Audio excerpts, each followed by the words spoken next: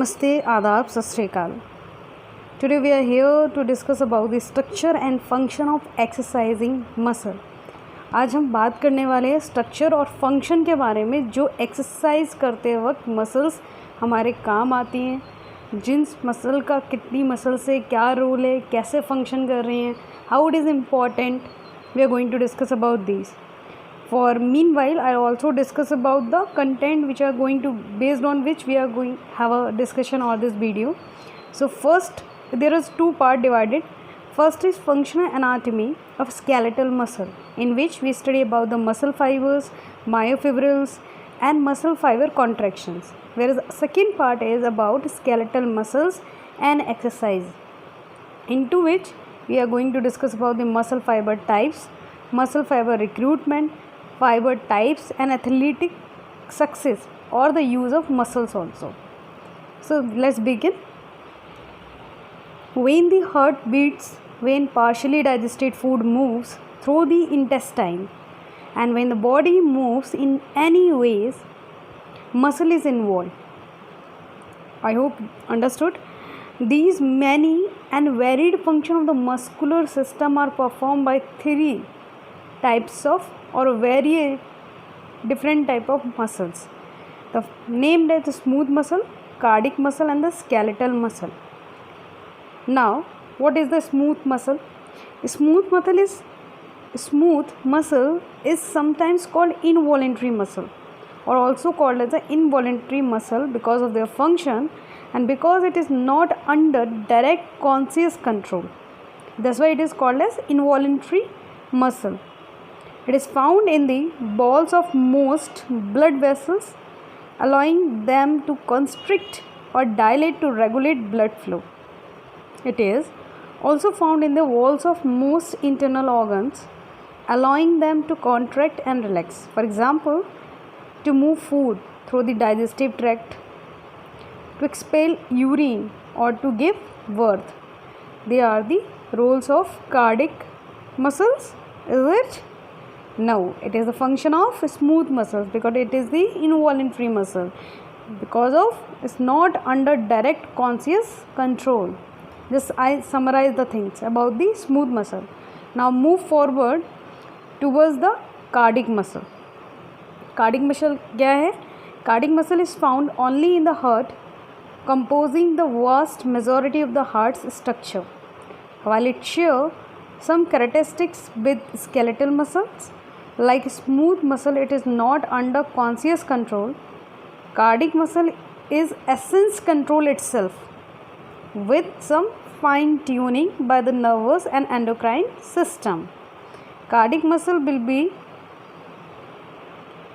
kind of a voluntary muscle, is it?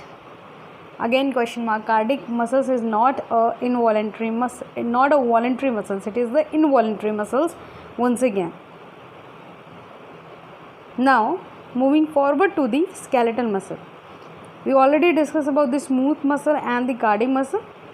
Now moving towards skeletal muscle.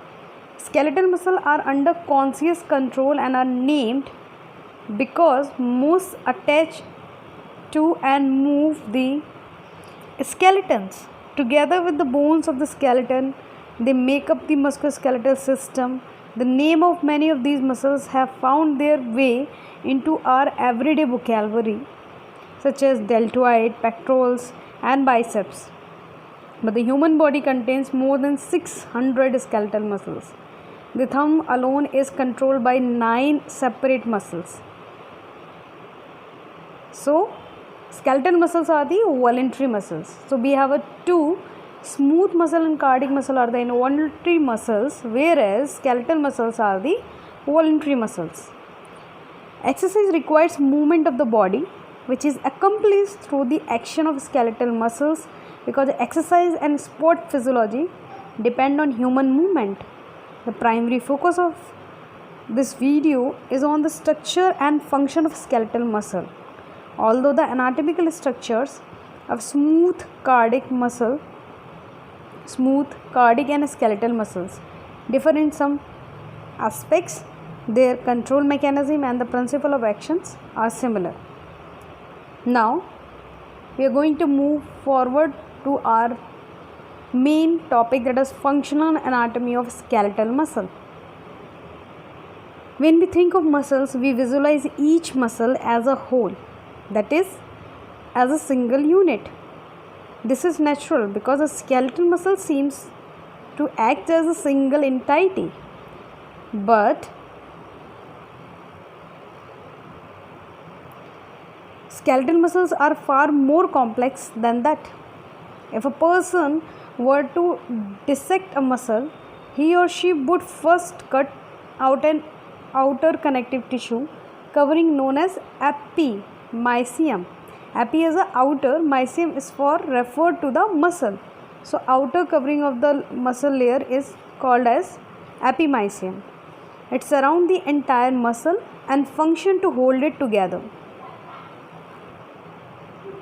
Once through the epimysium, one would see small bundles of fibers wrapped in a connective tissue sheath. These bundles are called fasciculi, and the connective tissue sheath surrounding each fascicles also called a fascicle in the perimysium, and it is called as perimysium. Finally, by cutting through the perimysium and using a microscope, one would see the individual muscle fiber, each of which is a muscle cell.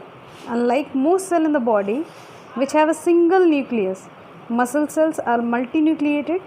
A sheath of connective tissue called the endomysium, that is the inner layer of the muscle, also cover each muscle fiber.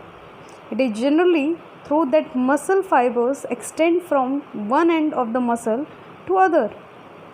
But under the microscope, muscle bellies, the thick middle part of the muscle often divide into compartment or more transverse fibers bends in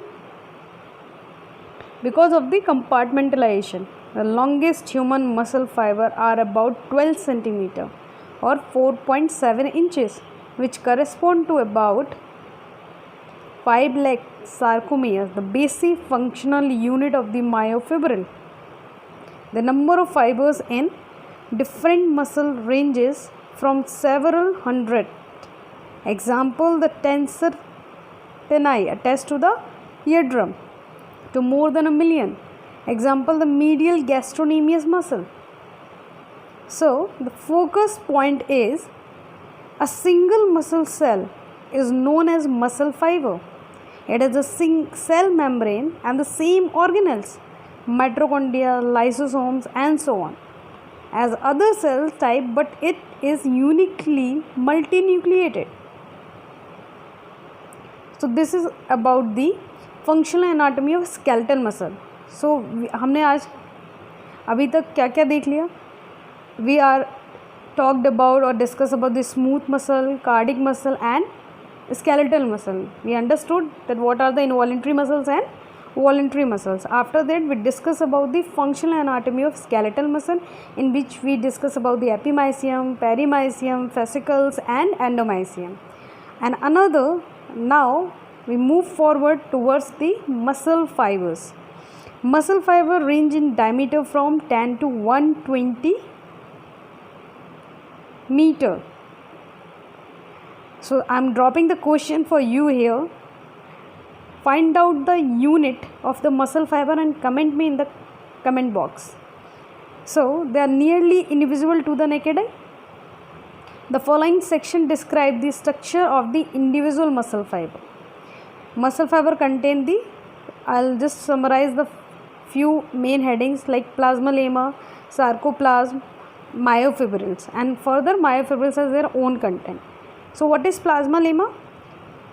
Plasma lemma is one of the individual muscle fiber surrounded by a plasma membrane called the plasma lemma. The plasma lemma is a part of a large unit refers to as a sarcolemma. The sarcolemma is composed of the plasma lemma and the membrane. And what is satellite cells? We heard about lot of times when we are talking about the muscle fibers. There is a satellite cell. Satellite cells are located between the plasma lemma and the basement membrane. These cells are involved in the growth and development of skeletal muscle, and in muscles, adaptation to injury, immobilization and training. This will be to discuss about the sarcoplasm. The largest of these are myofibrils, the contractile element of the muscle which are described later. A gelatin-like substance fills the space within and between the myofibrils. This is the sarcoplasm. Transverse tubules. The sarcoplasm also houses an extensive network of transverse tubules that is named as T-tubules, which are extension of the plasma lemma that pass laterally through the muscle fibers. These tubules are interconnected as they pass among the myofibrils, allowing nerve impulses received by the plasma lemma to be transmitted rapidly to the individual myofibrils. Sarcoplasmic reticulum. A longitudinal network of tubules known as the sarcoplasmic reticulum is also found within the muscle fibers, and these membranous channel parallel the myofibrils and loop around them. The sarcoplasmic reticulum serves as a storage site for calcium, which is essential for muscle contraction. Now, just a short review what we studied in the second part, or I can say the subtopic of today's topic, that is structure of functional of exercise muscles. So, an individual muscle cell is called as a muscle fiber. A muscle fiber is enclosed by a plasma membrane called the plasma lemma. The cytoplasm of a muscle fiber is called the sarcoplasm. The extensive tubule network found in the sarcoplasm includes that is called as T-tubules, which allow communication and transport of substances throughout the muscle fiber, and the sarcoplasmic reticulum, which stores calcium. Moving forward to the myofibril, another subtopic of the today's topic. Myofibrils, each muscle fiber contains several hundreds to several thousand myofibrils. These small fibers are made up of the basic contractile element of skeletal muscle. The sarcomeres. Under the electron microscope, myofibrils appear as a long strand of sarcomeres. Because of these marking or striation, skeletal muscle is also called striated muscles. So again, open your eyes, open your ears, and another name of the volunteer muscle, that is skeletal muscle, and another name of the skeletal muscle is also known as striated muscles. That's why today we get the reason why we called as striated muscle to the skeletal muscle. This striation also is seen in cardiac muscles, so can be considered striated muscles. Now, myofibrils within a single muscle fiber, and note the striations. Note that dark region known as A band alternate with light region known as I band. A band जो है वो dark region है, light region जो है उसे हमने I band बोला है. Understood? Each dark A band has a lighter region in its center. The H zone, which is visible only when the myofibrils is relaxed. There is a dark line in the middle of the H zone called as the M line. The light I band are interrupted by a dark strip refers to as the Z disc, also known as the Z line. A sarcomere is the basic functional unit of myofibril and the basic contractile unit of muscle. Each myofibril is composed of numerous sarcomere joints end to end at the Z disc or Z line. Each sarcomere includes what is found between each pair of Z disc in this sequence, that is an I band, light zone, A band, dark zone, H zone refers to the middle of the A band, M line in the middle of the H zone, and the rest of the A band and a second band. Again, what we study is the focus point is the sarcomere is a basic contractile unit of a muscle, and how its contract and relaxation, what was the role of A band, I band, as zone, and what is reason this called be discussed. So for today's it's enough. We will meet soon. Be in touch. Subscribe the channel and press the bell icon button to get the update notifications for the upcoming videos. Thank you for your support and consistently appreciation.